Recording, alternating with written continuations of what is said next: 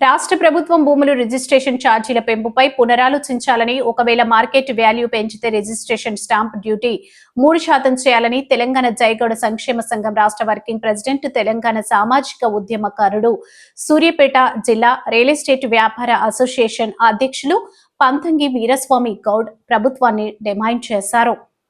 సోమవారం సూర్యాపేట జిల్లా కేంద్రంలోని ఎన్టీఆర్ గార్డెన్ దగ్గర జరిగిన విలేకరుల సమావేశంలో ఆయన మాట్లాడారు. రిజిస్ట్రేషన్ ఛార్జీలను గత ప్రభుత్వం పెంచిందని గుర్తు చేశారు. తిరిగి నూతనంగా ఏర్పాటైన కాంగ్రెస్ ప్రభుత్వం కూడా రిజిస్ట్రేషన్ ఛార్జీలు పెంచితే సామాన్య ప్రజలకు ఇబ్బందిగా మారే అవకాశం ఉందని ఆవేదన వ్యక్తం చేశారు. రిజిస్ట్రేషన్ ఛార్జీల పెంపుతో రియల్ ఎస్టేట్ రంగం కుదేలు కానుందని వివరించారు. మార్కెట్ విలువలు పెరగడం వల్ల సామాన్య ప్రజలకు బిల్డింగ్ పర్మిషన్ తో పాటు ఎల్ఆర్ఎస్ కు విపరీతంగా డబ్బులు ఖర్చు అయ్యే అవకాశం ఉన్నట్లు పేర్కొన్నారు. మార్కెట్ రేట్లు పెంచడంతో సామాన్య ప్రజలు కనీసం ఇంటిని నిర్మించుకునే పరిస్థితిలో ఉండలేరని ఆందోళన వ్యక్తం చేశారు. ప్రస్తుతం కొనసాగుతున్న ఛార్జీలను అమలు చేయాలని పంతంగి వీరస్వామి గౌడ్ ప్రభుత్వాన్ని డిమాండ్ చేశారు. గతంలో ఎల్ఆర్ఎస్ కోసం ఆన్లైన్లో 10,000 రూపాయలు చెల్లించిన వారికి మున్సిపాలిటీ అధికారులు ఆప్షన్ తీసుకోవట్లేదని తెలిపారు. ఎల్ఆర్ఎస్ పెండింగ్ లేకుండా రెగ్యులర్ చేసేటట్లు ప్రభుత్వం చర్యలు తీసుకోవాలని కోరారు. తెలంగాణ రాష్ట్ర వ్యాప్తంగా ఎల్ఆర్ఎస్ కొరకు 1,000 రూపాయలు కట్టినవే అమలు చేస్తున్నారు తప్ప 10,000 రూపాయలు చెల్లించిన వారికి రిజిస్ట్రేషన్లు చేయడం లేదన్నారు. రాష్ట్ర వ్యాప్తంగా 142 సబ్ రిజిస్టర్ ఆఫీసులు ఉన్న వాటిలో 10ల సంఖ్యలో మాత్రమే సొంత భవనాలు ఉన్నాయని, అద్దె భవనాలకు బదులుగా ప్రభుత్వం నూతన సొంత భవనాలు నిర్మించాలని డిమాండ్ చేశారు. సూర్యాపేటలో కృష్ణా కాలనీలో గత 20 సంవత్సరాల క్రితమే సబ్ రిజిస్టర్ కార్యాలయానికి 8 గుంటల స్థలం భూమి యజమానులు సబ్ రిజిస్ట్రేషన్ ఆఫీస్కు రిజిస్ట్రేషన్ చేశారని చెప్పారు. నిధులు కేటాయించాలని ఆయన విజ్ఞప్తి చేశారు.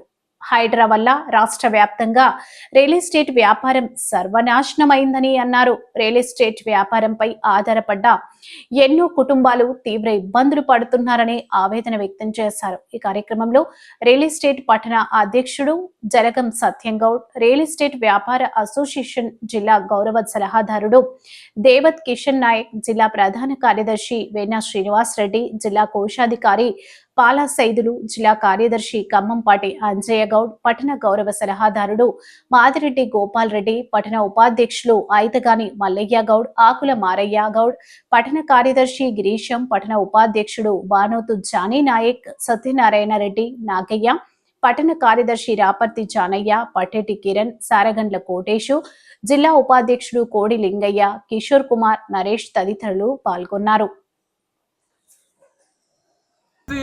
ఏర్పడుతుందని ఈ సందర్భాన్ని తెలియజేసుకుంటున్నా. ఎంతో మంది రియల్ ఎస్టేట్ వ్యాపారులు, ఏజెంట్లు రియల్ ఎస్టేట్ ఒక పక్క అమ్ముడు ఒక ప్లాట్లు నానా అవస్థలు పడుతున్నారు. పట్టాదారు పాస్బుక్ మీద కూడా వెంచర్లటువంటి డాక్యుమెంట్ రిజిస్ట్రేషన్ కూడా కాక చాలా ఇబ్బంది పడుతున్నారు. మరి ఇప్పుడు ములిగేనకపై తాటిపండు పడ్డట్టు మీరు ఎల్ఆర్ఎస్పై మరి ఈ రిజిస్ట్రేషన్ ఛార్జీలు మీరు ఒక్కసారి పెంచితే మరి ప్రజలకు ఇబ్బందికరంగా ఉన్నది. రాష్ట్ర ప్రభుత్వం పునరాలోచించాలి. ఒకవేళ మీరు రిజిస్ట్రేషన్ ఛార్జీలే పెంచితే స్టాంప్ డ్యూటీ 3% చేయాలి. స్టాంప్ డ్యూటీ 3% చేస్తే మీరు మార్కెట్ వాల్యూ పెంచితే కొంతవరకు ప్రజలకు కొద్దిగా ఊరట కలుగుతుంది. కావున మన రెవెన్యూ శాఖ మంత్రి గారు పొంగులేటి శ్రీనివాస్ రెడ్డి గారు మరి ఒకసారి మానవతా దృక్పథంతోనే రాష్ట్ర ప్రజలను ఆలోచించుకోవాలి. ఒక పక్క కరోనా టైం నుంచి ఇప్పటిదాకా రియల్ ఎస్టేట్ అనేది చాలా చతులుగా పడ్డది, ఇబ్బందికరంగా మారినది. మరి రాష్ట్ర ప్రభుత్వం మరి ప్లాట్లు అమ్ముడుపోక హైడ్రా గతంలో మరి ఈ హైడ్రా అనే ఒక తీసుకొచ్చినారు. ఈ హైడ్రా తీసుకొని రావడం వల్లనే సర్వనాశనం, రియల్ ఎస్టేట్ అనేది సర్వనాశనం అయిపోయింది. ఒక్కొక్కరు ప్లాట్లు బిడ్డల పిల్లలు కానీ పిల్లల చదువులకు కానీ ఒక్కొక్కరు ఇంటర్మీడియట్ లక్షల కొద్దిగా ఫీజులు కట్టాలన్నా కూడా ఒక ప్లాట్ అమ్ముకుంటే వాడు సామాన్యుడు మరి డబ్బులు ఇచ్చి వాడు ఫీజు కట్టగలుగుతాడు. నువ్వు ఫీజులు కట్టకుండా ప్రజల యొక్క బాధలు, ప్రజల యొక్క మరి ఈ రాష్ట్ర ప్రభుత్వం ముఖ్యమంత్రి రేవంత్ రెడ్డి గారు ఒకసారి ఆలోచన చేయాలి. మరి రియల్ ఎస్టేట్ వ్యాపారులు బాగుపడితేనే ప్రజాస్వామ్యంలో ఎక్కడ కూడా మరి వాళ్ళ చదువులకు కానీ పిల్లల పెళ్ళిళ్ళకి కానీ అన్నిటి కూడా మరి ఉపయోగపడుతుంది. బంగారం కొనుగోలు కానీ ఎక్కడ కానీ కార్లు కొనుగోలు కానీ ఏదైనా కూడా రియల్ ఎస్టేట్ వ్యాపారం బాగుంటేనే సామాన్య తెలంగాణ రాష్ట్ర వ్యాప్తంగా ప్రజలందరూ కూడా బాగుంటారు.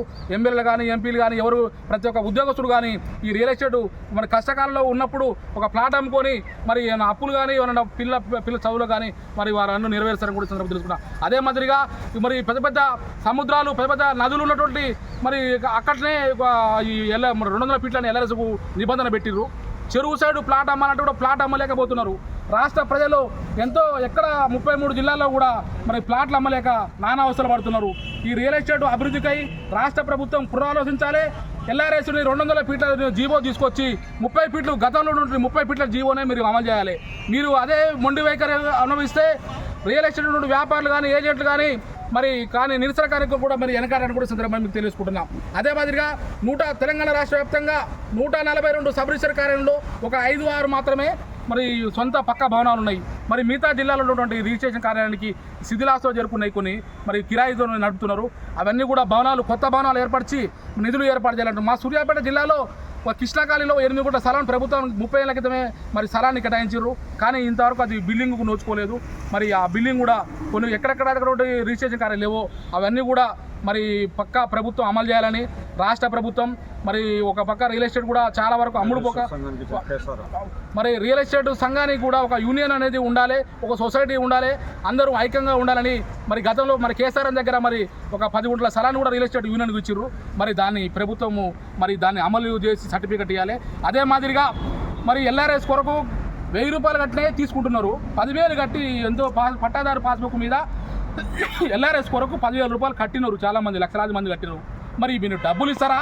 మరి ఎల్ఆర్ఎస్ ప్రభుత్వం మరి కట్టుకున్నట్టు జీవో అమలు చేస్తారా? మరి అది కోర్టులో పెండింగ్ ఉంది అంటున్నారు. మరి అది ఎల్ఆర్ఎస్ కట్టుకోవట్లేదు. మరి చాలామంది వెంచర్ చేసినటువంటి తలలు బాదుకుంటున్నారు. మానవత దుఃఖంతో ముఖ్యంగా రిజిస్ట్రేషన్ ఛార్జీలు అనేది మీరు పెంచితే స్టాంప్ డ్యూటీ 3% చేయాలి.